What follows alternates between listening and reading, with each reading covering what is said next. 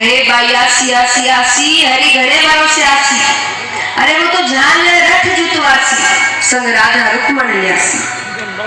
पर अंत में नरसी जी ने ऐसी बात कहती कि जो सावरियों नहीं आसी तो ही नरसी लोग गुणगासी, कि अगर सावरियों नहीं भी आए तो मैं तो उसके गुण ऐसे के ऐसे गाऊंगा।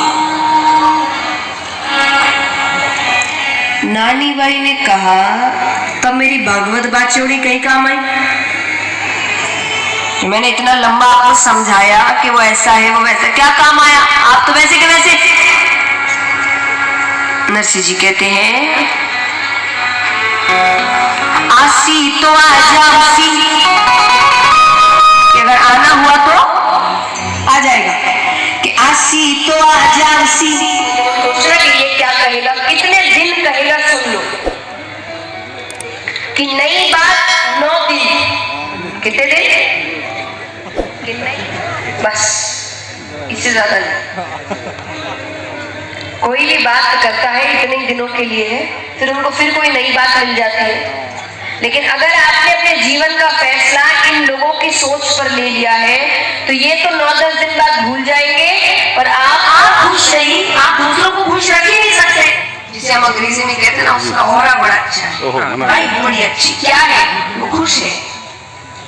उसके आसपास रहने से भी आप खुशी महसूस करते हैं। जो अंदर से खुशी भी सेवा है, अगर आपको दूसरों को खुश रखना है, मैंने खुद खुश रहना सीखी।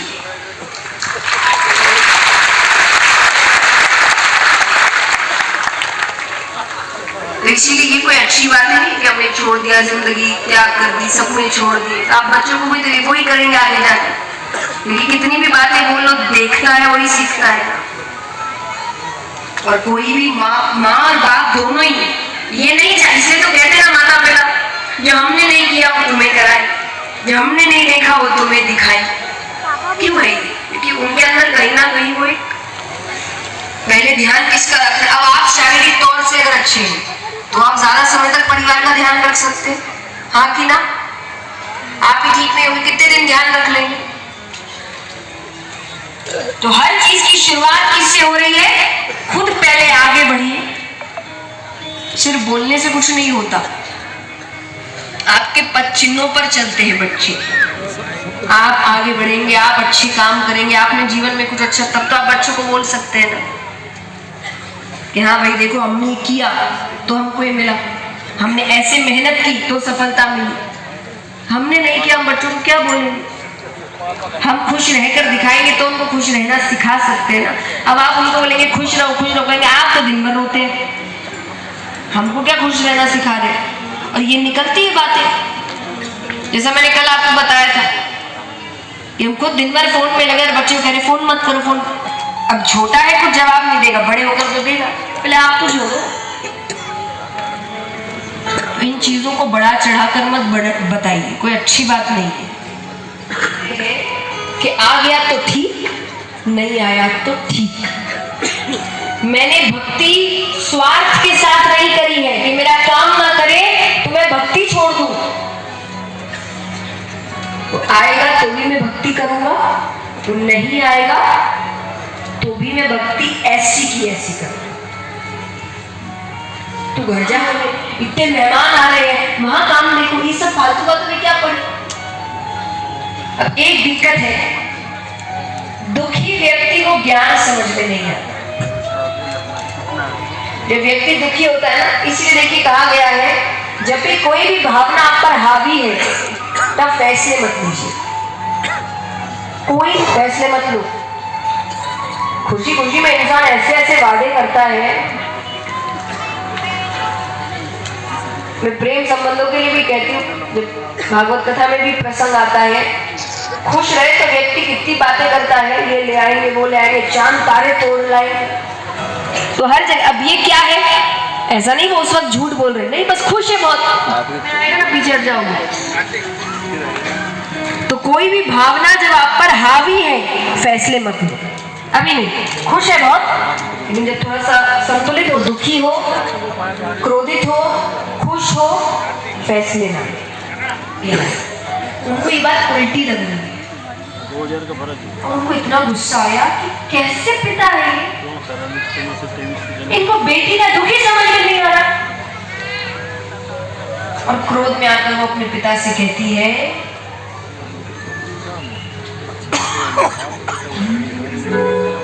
जाई जल्दी क्यों ना। जिस दिन जन्म हुआ था मेरा, जहर देकर मार देना चाहिए। क्यों पैदा किया? पैदा उसी दिन मार देना। जाई जल्दी क्यों ना अमल की डरी, अरे क्या सुख तो पूरो ना हमारे मन की। मेरी इच्छा तो एक पूरी नहीं कर पाया। और आज उसको किसकी याद आ रही है? आज हमारी होती कोई जन्म की माई तो कोई पूरा जन्म पूरा प्रकृतिया है पाप। मैंने अपने पिछले जन्म में बहुत भयानक पाप किए होंगे। अरे थारे तो सरिसा मने मिली आज पाप। ऐसे पिता में कैसे पाप किए थे पता? ऐसी ऐसी कड़वी बात बाप सुकही, अरे ऐसा तो पापा जी बिना रही ना रही। आप हो नहीं हो एक ही बात। इस वक्त भी वैसे ही माँ बाप कुछ भी करते रहते पर कुछ करते नहीं, खाली मन। उनको लग रहा है कि इतनी दुखी है, मेरी खाली बैठ गई, ये कुछ भी कर सकते, वो व्यस्त कर रहे। तब तक उनको कुछ तो सोचने का समय मिल जाए, क्या करूं। एक बार के लिए नानी भाई को छोड़ा, वो दौड़ दौड़ी अपने जेठ जी के पास जाती कि जेठ जी मेरे पिताजी मायने का एक और कागज मंगा रहे हैं। जेठ जी ने कहा, नाच कूद कर टूट कर बड़े मोटियों जजक नारायण बोली। नारायण के बीच में बोलने की आदत थी। हर अच्छी बात मैं तुझे समझाती हूँ कि पोतड़ा में बिगड़ोड़ा धोतड़ा में भी नहीं सुधरे।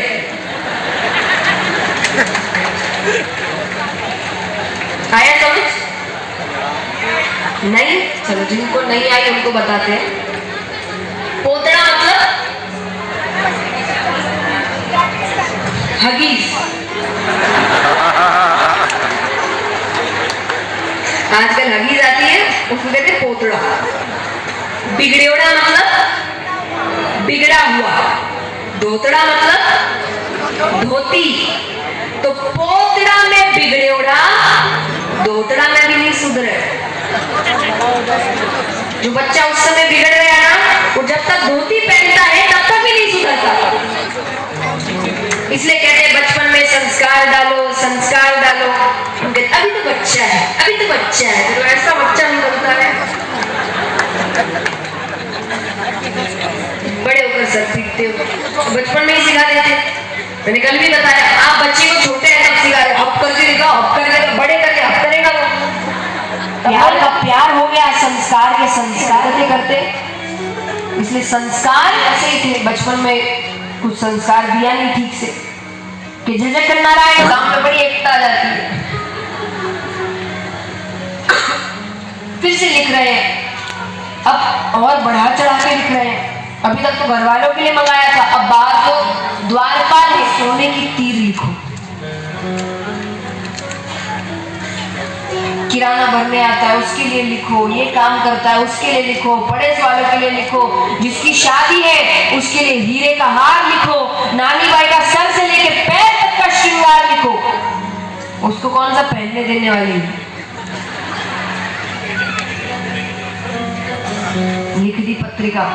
अब नानी बाई वो पत्रिका नरसी जी के पास जाती है। नानी बाई ने कहा, पिताजी इतना मायरा आपको भरना ही पड़ेगा, ये आपने खुद ने मंगाया है।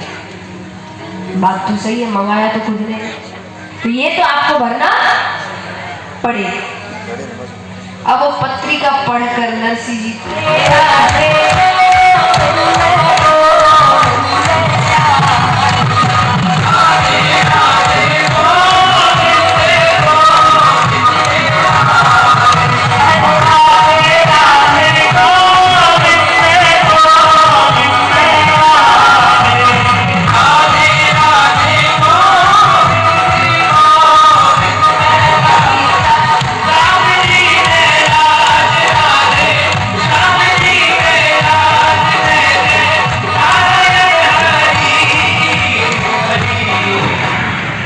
जोरदार एकदम। मैं माने बारिश, और ब्याह के घर में मैं पड़ी हूँ, कितना खराब है सभी जानते हैं। मैंने कहा हर चीज के लिए मारवाड़ी में कहावत है, तो एक कहावत आती है, ब्याह बिगाड़े दो जना,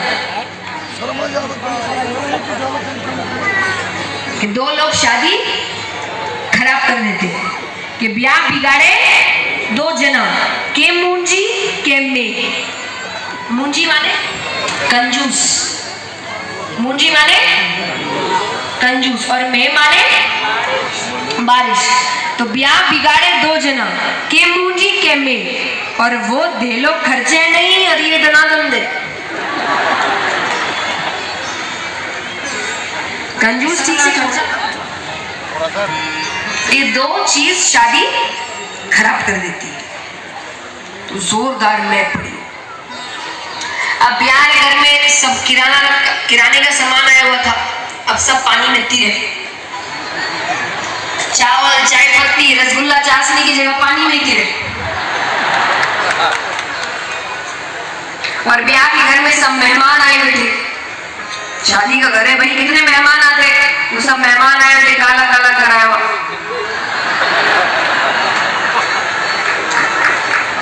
पहले आजकल जैसे पक्के रंग थोड़ी होते थे, बस रंग ही होते थे, ये पानी नहीं पड़ना चाहिए। अब बारिश होते ही सब कालो कालो गिरे और दोनों दोनों दिखे, सबकी बोल खुल गई मजा। जिसको जीजा जी समझ रहे थे वो फूफा जी निकले।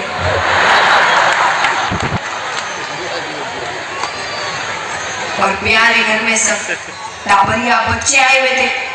पहले तो बच्चे होते ही कितने, एक कितने बच्चे होते थे। ईश्वर की कहावत, पहले बच्चे कितने होते थे उस पर है। तो भाग दौड़ के चक्कर में चौक में पानी बहुत भर गया था, बहुत छोटी छोटी बच्चियां आई, तो पानी में डूब के मर गई। गलत हो गया। अब वो ननद चिल्ला रही है, मेरी छोरे ने खड़ी क्यों, मेरी छोरे ने, ये नरसी आया, इसकी वजह से मेरी बेटियां मरी। अब मैं देखती हूँ ये शादी कैसे होती है, मैं शादी नहीं होने दूँ। नानी भाई नरसी जी के पास गई कि पिताजी वो ननद कह रही है मैं शादी नहीं होने दूंगी। नरसी जी कहते अच्छी बात है, मायने का झंझट है।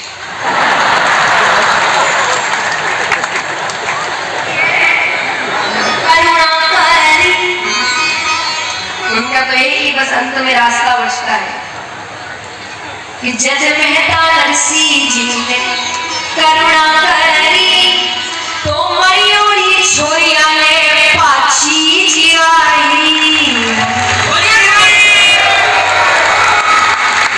अब तो मनुहार करनी पड़ी, चमत्कार को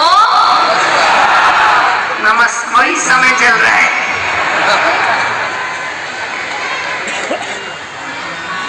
ब्याई जी राजी हुआ, आया नरसी पास, जीमड़ी मनुहार करे, नानी बाई सा, नानी बाई सासू कहो जीमड़ ने चालो, जीमड़ ने चालो।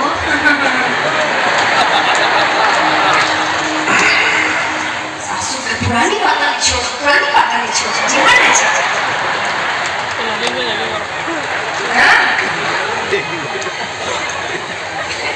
अच्छे से कर रहे जिसका आप सोच रहे उसके बारे में, है ना, एकदम से। नहीं होते भाई, हर परिवार में एक ना एक ऐसा होता है नमूना।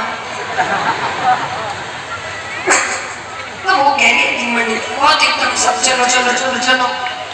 अब इतना नाटक कर रहे हैं, इसका मतलब ठीक हो गया सब कुछ?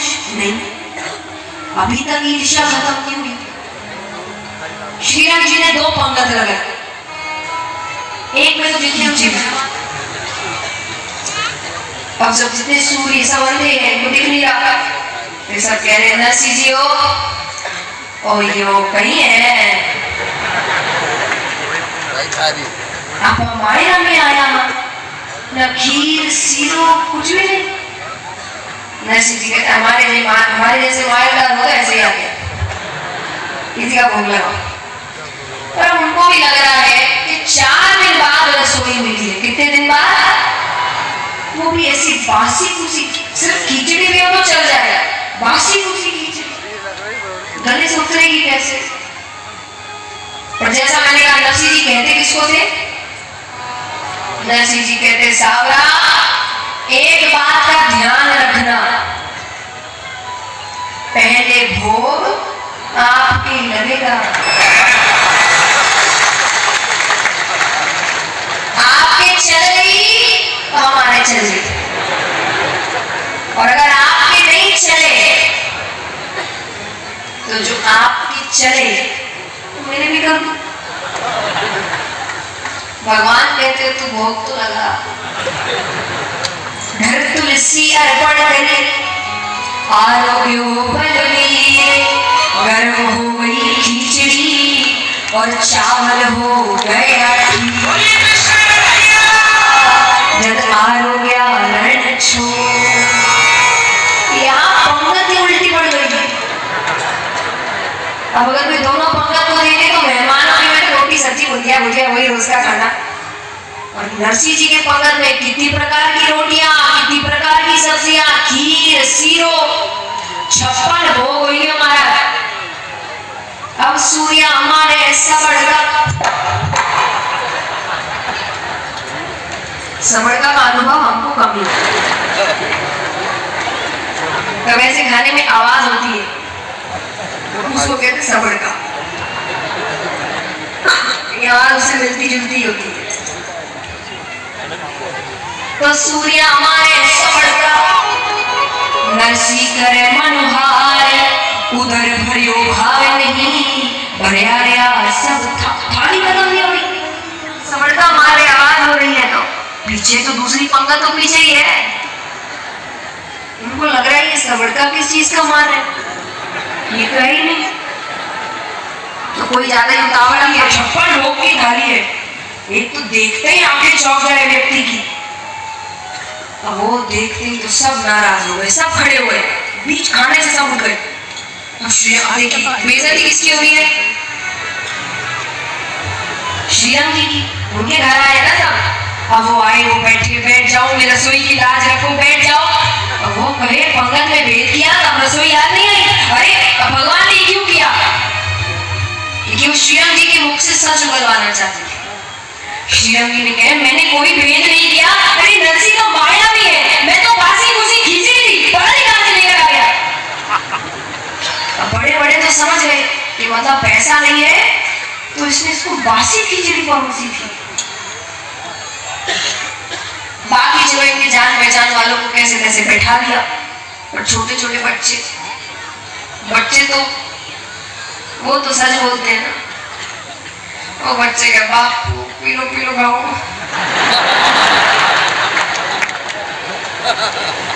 बाप को कहा मन ही नहीं मिले, पीलो पीलो ताने के गाने में